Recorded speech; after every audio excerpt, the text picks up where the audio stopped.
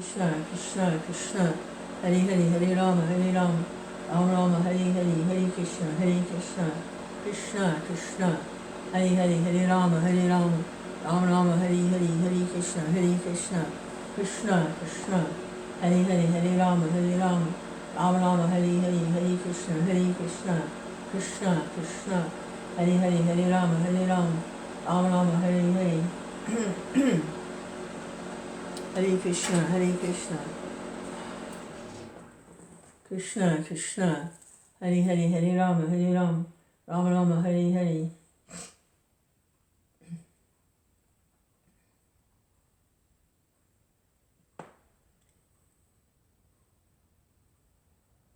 A friend was sharing with me that they were feeling a little disillusioned, feeling they had put a lot of faith into something, and then they were disappointed.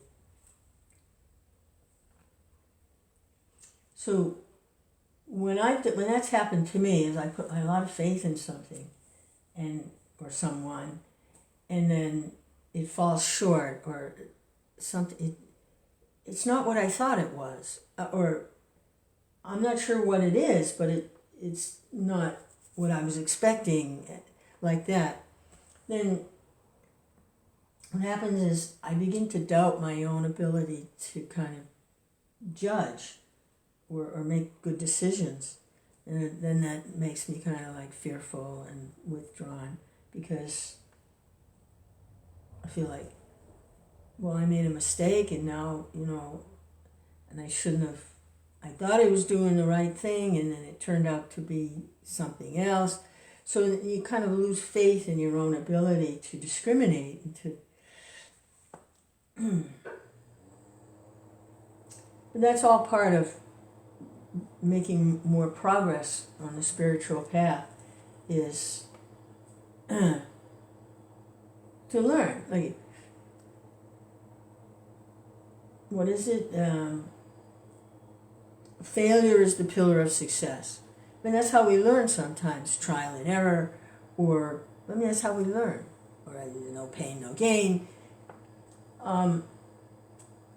In some of these 12-step programs, there's a little lesson they have going around there, is you take what you can use and leave the rest. Which is actually a very practical guideline. Take what you can use and leave the rest. Take what you can use. You can use it, and it's there for you to take, then take it. And just stuff you can't use, leave it.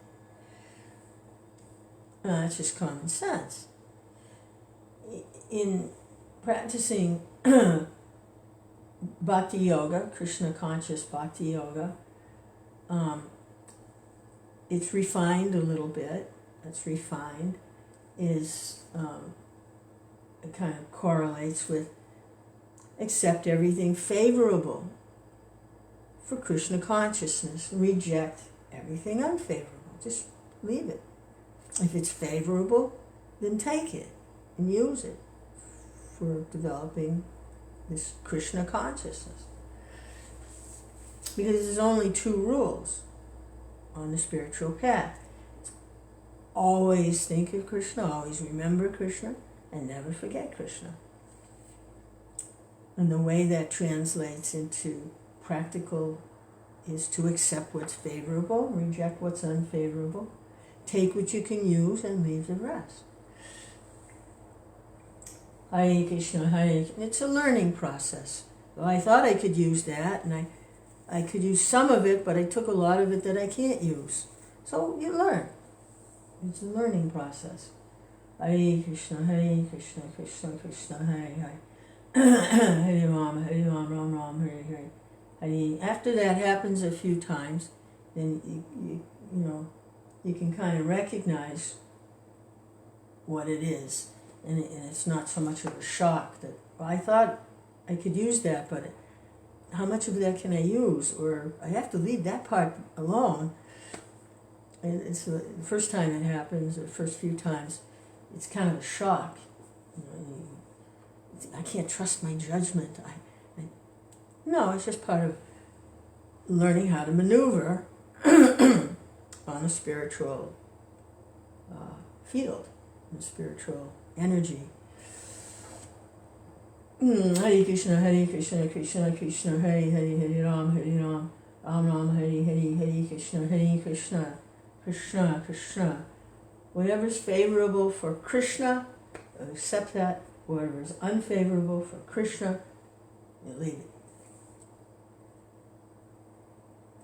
Hare Krishna, Krishna Krishna, Hare Ram, Ram Ram, Hare Krishna, Krishna Krishna, Hare Ram, Ram Ram, Hare. Oh, I had such a good time yesterday. Just really a lot of fun being with a group of devotees that just really appreciated just being together in Krishna consciousness. Nothing to prove, just relishing devotee association, chanting, taking prasadam. It was a lot of fun. A little bit older crowd. There were some young people there, but it was a little bit older, kind of. The old devotees it's a lot of fun. Now that there are old devotees, in the Krishna consciousness movement there weren't old devotees. Everyone was new and young. Now we've got old devotees, and they're a lot of fun. They don't always make a lot of sense in one way, but they make a lot of sense in Krishna consciousness. That makes sense there. This is a lot of fun. Hare Krishna, Krishna Krishna, Hare Hare. So he's going to read a little Krishna book about the personality of Godhead, the Supreme Personality of Godhead, Krishna. And this is the prayers by Akrūra. He is a devotee of Krishna, but he was sent by a demon because he was under the rule of a demon, the governmental rule. And so the government was ruled by demons, and he was sent to this district of Vrindavan to bring Krishna and Balaram back to the capital city, Mathura. And so he went. And they took a bath in the river. It was River Yamuna, I think, one of the rivers. And he is having some visions. He's getting some transcendental visions in this river. First he saw Krishna and Balaram on a chariot because they're traveling. And then they stopped, taking a bath in the river. And then he saw Krishna and Balaram in the river. And then he saw them on the cart again. And then he saw them in the river. So he said, what's going on? So now Krishna has revealed his form as Vishnu in the river. And he's being worshipped by all the demigods and the charanas and the siddhas, and he's seeing this incredible vision in the river.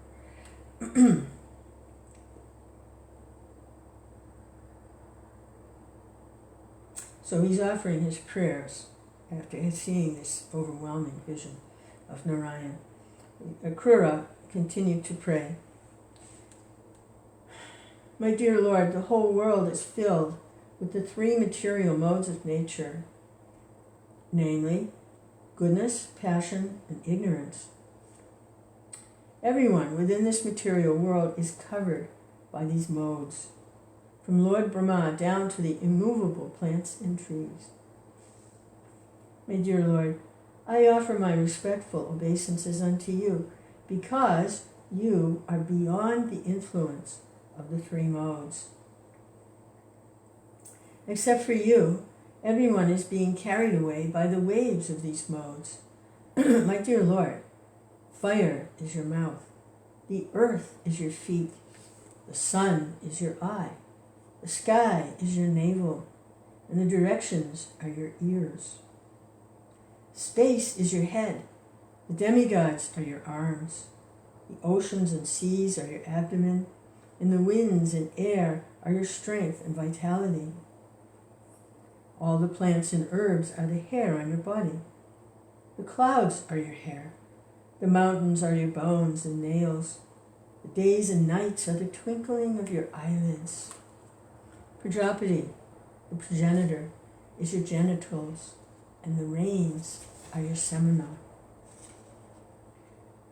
My dear Lord, all living entities, including different grades of demigods, different grades of overlords, kings, and other living entities, are supposed to be resting in you. As part and parcel of the big unit, one cannot know you by experimental knowledge. One can simply understand your transcendental existence as the great ocean in which different grades of living entities are included, or as the fruit kadamba out of which small mosquitoes come. My dear Lord, whatever eternal forms and incarnations you accept and which appear in this world are meant for relieving the living entities from their ignorance, illusion, and lamentation. All people, therefore, can appreciate the incarnations and pastimes of your Lordship and eternally glorify your activities. No one can estimate how many forms and incarnations you have, nor can anyone estimate the number of universes that are existing within you. Let me, therefore, offer my respectful obeisances unto the incarnation of fish, who appeared in devastation, although your Lordship is the cause of all causes. Let me offer my respectful obeisances unto the Hayagriva incarnation, who killed the two demons Madhu and Kaitaba. Let me offer my respectful obeisances unto you, who appeared as that gigantic tortoise and held up the great mountain Mandara, and who appeared as the boar and rescued the earth planet which had fallen into the water of Garbhodak. Let me offer my respectful obeisances unto your Lordship, who appeared as Nrsingadev, who delivered all kinds of devotees from the fearful condition of atheistic atrocities. Let me offer my respectful obeisances unto you, who appeared as Vamanadev and covered the three worlds simply by expanding your lotus feet. Let me offer my respectful obeisances unto you, who appeared as the Lord of the Brigus in order to kill all the infidel administrators of the world. Let me offer my respectful obeisances unto you, who appeared as Lord Ram to kill demons like Ravana. You are worshipped by all devotees as the chief of the Raghu dynasty, Lord Ramachandra.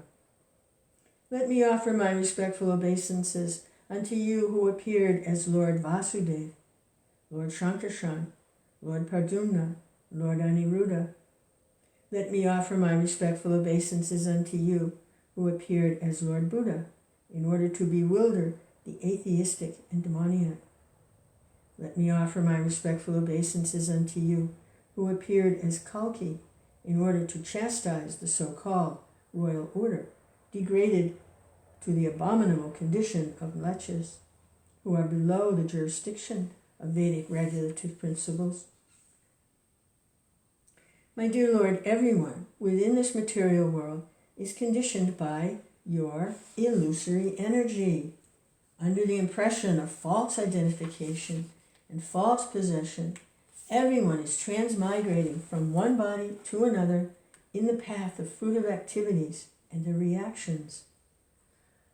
My dear Lord, I am also no exception to these conditioned souls. I'm falsely thinking myself happy in possessing my home, wife, children, estate, property, and effects. In this way, I am acting as if in a dreamland, because none of these are permanent. I am a fool to be always absorbed in such thoughts, accepting them as permanent and true. My dear Lord, due to my false identification, I have accepted everything which is non-permanent, such as this material body, which is not spiritual, and is the source of all kinds of miserable conditions. Being bewildered by such concepts of life, I'm always absorbed in thoughts of duality, and I have forgotten you, who are the reservoir of all transcendental pleasure.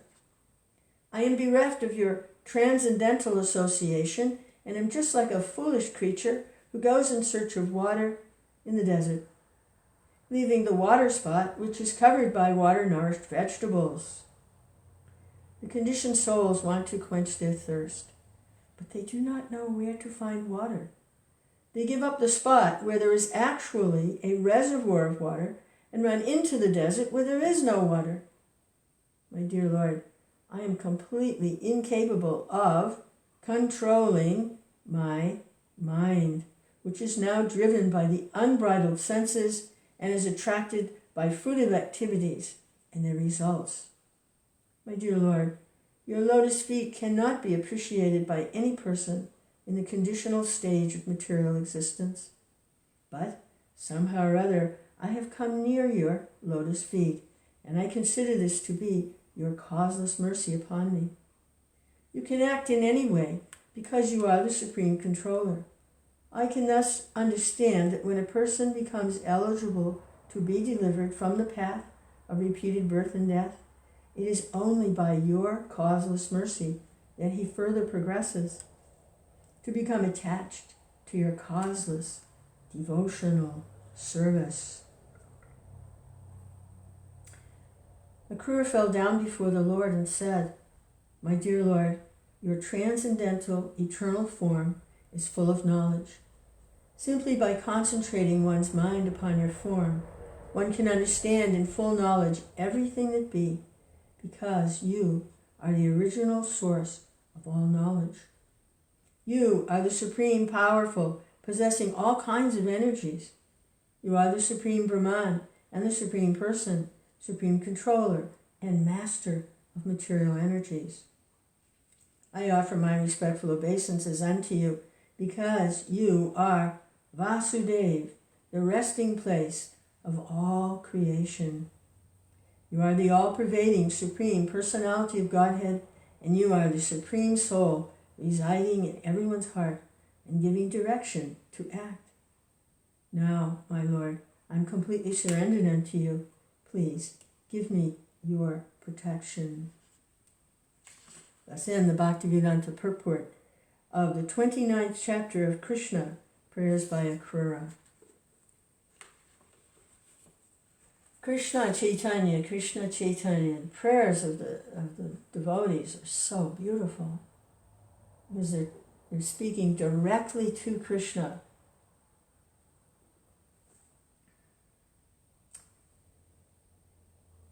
Directly to Krishna, they're speaking in these prayers. Beautiful. In chapter 40 is Krishna enters Mathura. And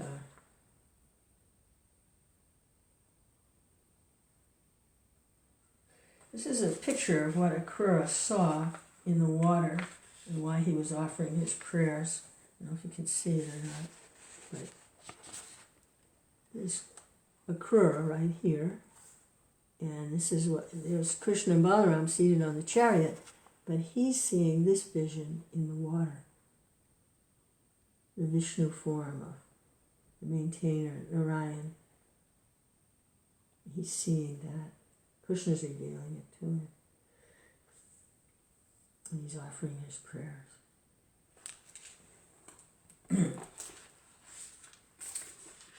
So now they're going to continue on their journey. While Akrūra was offering his prayers to the Supreme Personality of Godhead, the Lord disappeared from the water, exactly as an expert dramatic actor changes his dress and assumes his original feature. After the Vishnu Murti disappeared, Akrūra got out of the water. Finishing the rest of his ritualistic performance, he went near the chariot of Balaram and Krishna and was struck with wonder. Krishna asked whether he had seen something wonderful within the water or in space. Akrūra said, My dear Lord, all wonderful things that are happening within this world, either in the sky or in the water or on the land, are factually appearing in your universal form. So when I have seen you, what wonderful things have I not seen? This statement confirms the Vedic version that one who knows Krishna knows everything, and one who has seen Krishna has seen everything, regardless of how wonderful a thing may be.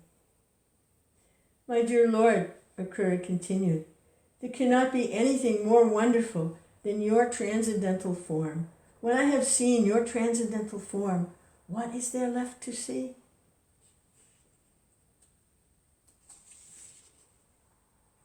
After saying this, Akrūra immediately started the chariot. By the end of the day, they had almost reached the precincts of Mathura. When passing from Vrindavan to Mathura, all passerby along the road who saw Krishna and Balaram could not help but look at them again and again. In the meantime, the other inhabitants of Vrindavan, headed by Nanda and Upananda, had already reached Mathura by going through forests and rivers, and they were awaiting the arrival of Krishna and Balaram.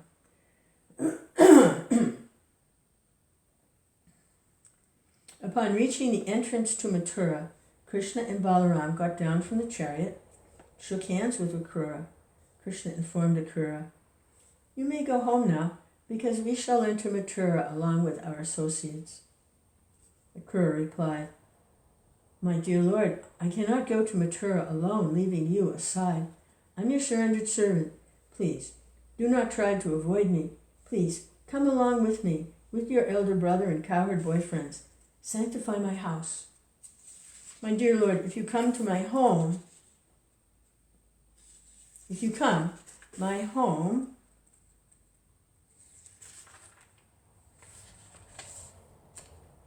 get on the right page here, my home will be sanctified by the dust of your lotus feet. The water emanating from the perspiration of your lotus feet, namely the Ganges, purifies everyone, including the forefathers, the fire god, and all the demigods. King Bali Maharaj has become famous simply by washing your lotus feet, and all his relatives have achieved the heavenly planets due to his contact with the Ganges water. Bali Maharaj himself enjoyed all material opulences, and later on was elevated to the highest exalted position of liberation. Ganges water not only sanctifies the three worlds, but is carried on the head of Lord Shiva. O Supreme Lord of all lords, O Master of the universe, I offer my respectful obeisances unto you. On hearing this, the Supreme Personality of Godhead, Krishna, replied, Akrūra, I shall surely come to your home with my elder brother Balaram, but only after killing all the demons who are envious of the Yadu dynasty. In this way, I shall please all my relatives. Akrūra became a little disappointed by the words of the Supreme Personality of Godhead, but he could not disregard the order. He therefore entered Mathura and informed Kamsa about the arrival of Krishna, and then he entered his own home.